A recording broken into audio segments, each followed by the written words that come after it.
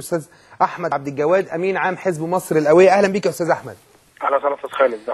هل في تعليق رسمي طلع على موضوع الحكومه ده؟ هل انت شايف انه التغيير ده مرضي ليكم؟ شايفه مهم في هذا التوقيت؟ ايه تقدير الحزب؟ هو احنا بالفعل الحزب له موقف رسمي اعلن يعني منذ ساعات. خلاصه الموقف ان الحزب بيتحفظ على التغيير بالتاكيد.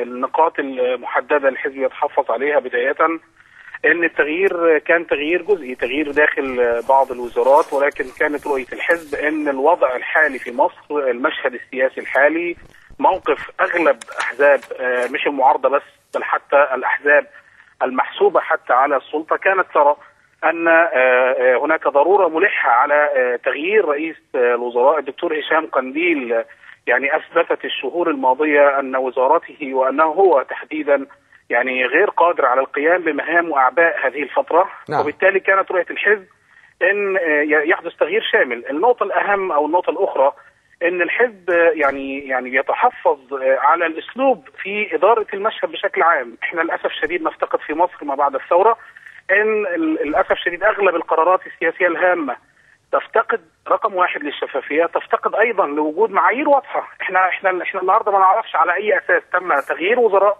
او على اي اساس تم تعيين وزراء واخرين. وعلى سبيل المثال وزير الماليه قدم بالفعل مشروع للموازنه الجديده ومعروضه الان للمناقشه. طب على اي اساس تم تغيير هذا الوزير؟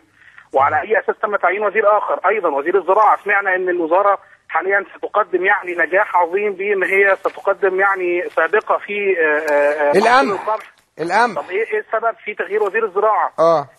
لماذا لم يتم تغيير وزراء بشكل محدد؟ لماذا لم يتم تغيير وزير الداخلية؟ لماذا لم يتم تغيير وزير الإعلام؟ كانت هناك يعني العديد من التوافقات اللي تمت. للأسف الشديد أغلب الأحزاب اتفقت على ضرورة تغيير الوزارة بالكامل.